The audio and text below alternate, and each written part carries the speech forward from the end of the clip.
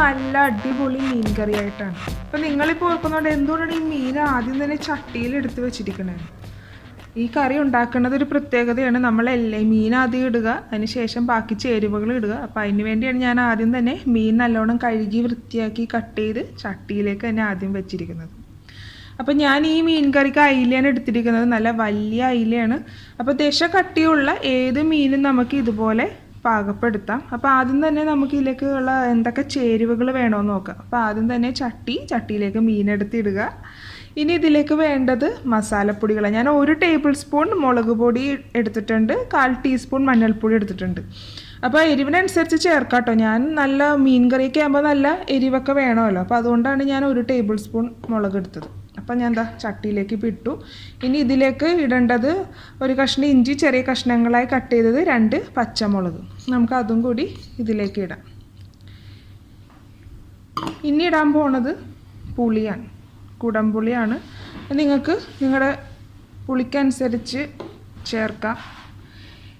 ഇനി ജസ്റ്റ് ഒന്ന് ഈ പുളിയൊക്കെ ഒന്ന് എല്ലായിടത്തേക്കൊന്ന് ആകണ വിധത്തിലൊന്ന് മാറ്റി വെക്കാം. ഓക്കെ, ഇനി ഇതിലേക്ക് ചേർക്കാൻ പോണത് വെള്ളമാണ്. നമ്മുടെ ഈ മീൻ ഈ വെള്ളം ഇങ്ങനെ മുങ്ങിക്കിടക്കണം. ഒരുപാട് വെള്ളമൊന്നും വേണ്ട. വെള്ളം ഇട്ടതിന് ശേഷം ഒന്ന് ജസ്റ്റ് ഒന്ന് അഡ്ജസ്റ്റ് ചെയ്ത് കൊടുത്താൽ നമുക്ക് കൃത്യം എന്തോരം വെള്ളം വേണമെന്ന് മനസ്സിലാവും. ഓക്കെ, ഇപ്പം നമ്മുടെ മീനിലേക്ക് കുറച്ചും കൂടി വെള്ളം നമുക്ക് ഇതിലേക്ക് ചേർത്ത് കൊടുക്കാം. അപ്പോൾ നമ്മുടെ മീൻ കറി സെറ്റായി.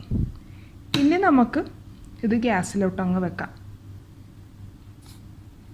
ഇപ്പം ഞാൻ ഗ്യാസിലോട്ട് നമ്മുടെ മീൻ കറിയുടെ ചട്ടിയും മീനും എല്ലാം കൂടി ഇങ്ങനെ വെച്ചിട്ടുണ്ട്.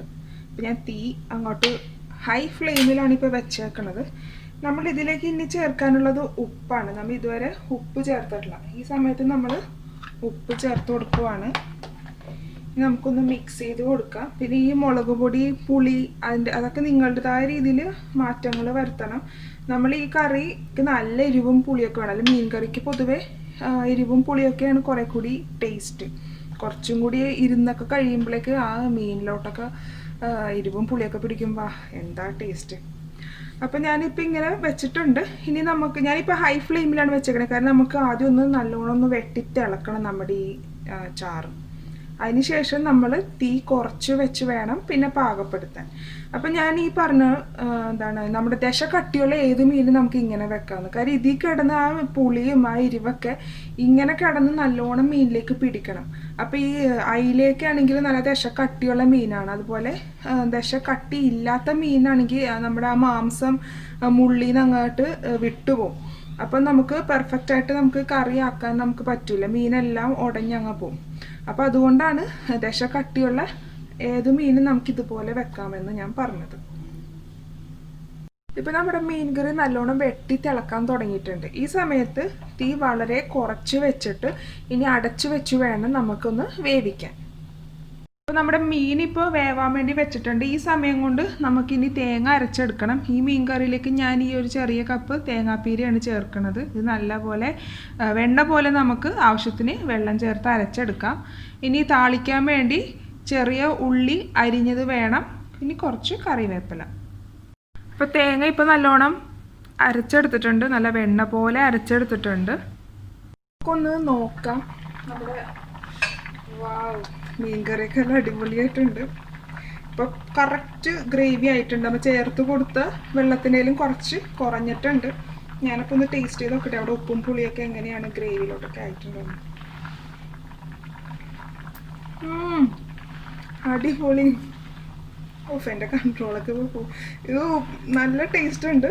നമ്മുടെ കറക്റ്റ് എല്ലാം പിടിച്ചിട്ടുമുണ്ട്. ഇനി അധികം ഇട്ട് നമുക്കിത് വേവിക്കണ്ട. ഓൾറെഡി മീനൊക്കെ ഇപ്പോൾ വെന്തിട്ടുണ്ട്. ഇത് കാണാൻ സാധിക്കും. നല്ലോണം പെർഫെക്റ്റ് ആയിട്ടുണ്ട്. ഇത് തലേ ദിവസം ഇത്രയും ഭാഗം ഞാനിപ്പോൾ ഈ കാണിക്കുന്ന ഇത്രയും ഭാഗം നമ്മൾ തലേ ദിവസം ഉണ്ടാക്കി വെക്കണം വൈകിട്ടേരം. പിറ്റേ ദിവസം ആകുമ്പോൾ നമ്മൾ ഈ അരപ്പും താളിച്ചൊക്കെ ചേർക്കുമ്പോഴേക്കും കുറേ കൂടി ടേസ്റ്റാണ്. എന്താണെന്ന് വെച്ചാൽ മീനിലേക്ക് കുറേ കൂടി ഇരുന്ന് കഴിയുമ്പോൾ കുറേ കൂടി നമ്മുടെ ഈ മസാലയൊക്കെ അങ്ങോട്ട് ചേരും, പുളി ഉപ്പൊക്കെ. അപ്പോൾ നല്ല ടേസ്റ്റാണ്. അപ്പോൾ ഇനി നമുക്ക് തേങ്ങ അരച്ചത് നമുക്ക് ചേർക്കാം. ഞാൻ തീ കുറച്ച് തന്നെയാണ് വെച്ചിരിക്കുന്നത്. ഞാൻ ഇതിലേക്ക് അരപ്പ് ചേർക്കുവാണ്.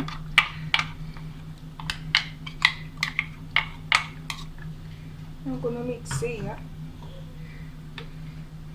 നമുക്ക് ഒരുപാട് ഗ്രേവിയുടെ ആവശ്യമൊന്നുമില്ല. കറക്റ്റ് ഗ്രേവിയാണ് ഇപ്പോൾ ആയേക്കുന്നത്.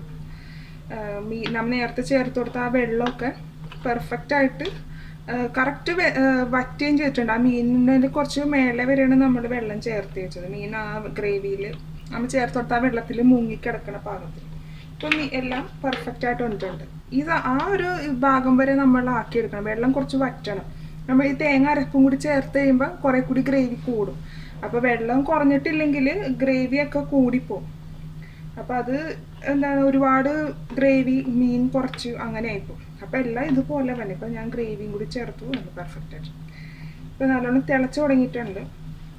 ഇപ്പോൾ ഉപ്പൊന്നും കുറഞ്ഞിട്ടുണ്ടാവില്ല. ഞാൻ ടേസ്റ്റ് ചെയ്ത് നോക്കട്ടെ. ഉപ്പും പുളിയൊക്കെ പെർഫെക്റ്റ്. എനിക്ക് കൊതി വന്നിട്ട് സഹിക്കാൻ പറ്റണം. നല്ല അതിന് വെന്ത് തുടങ്ങുമ്പോൾ ആ പുളിയുടെ അരിവിൻ്റെയൊക്കെ ഒരു മണം ഇറങ്ങി തുടങ്ങുമ്പോൾ തന്നെ നമ്മുടെ വീടിങ്ങനെ നിറഞ്ഞിങ്ങനെ നിൽക്കുകയാണ്. ഇപ്പോൾ പുട്ടിൻ്റെ ഒക്കെ ഒപ്പം സൂപ്പറാണ്. ഓക്കെ, പിന്നെ നമുക്ക് തീ അങ്ങ് ഓഫ് ചെയ്യാം. ഇനി നമുക്ക് താളിച്ച് ചേർക്കാം ഇതിലേക്ക്. താളിക്കാനായിട്ട് ഞാൻ പാനിൽ കുറച്ച് വെളിച്ചെണ്ണ ഒഴിച്ചു കൊടുത്തിട്ടുണ്ട്. ഇനി നമുക്ക് ഇതിലേക്ക് അരിഞ്ഞു വെച്ചേക്കണ ചെറിയ ഉള്ളിയും കറിവേപ്പിലയും ചേർത്ത് കൊടുക്കാം.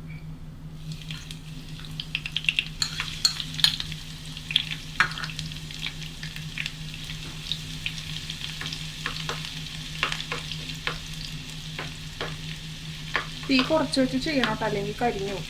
പിന്നെ മീൻകറിയൊക്കെ നമ്മൾ വെക്കുമ്പോൾ വെളിച്ചെണ്ണ തന്നെ യൂസ് ചെയ്യണം. അപ്പോഴേ നല്ല ടേസ്റ്റ് ഉണ്ടാവുള്ളൂ. ഇപ്പം നമ്മുടെ ഉള്ളിയൊക്കെ ഇപ്പം മുരിഞ്ഞ് തുടങ്ങിയിട്ടുണ്ട്. നമുക്ക് തീ ഓഫ് ചെയ്യാം. അപ്പം നമുക്ക് ഇതിലേക്ക് ചേർത്ത് കൊടുക്കാം.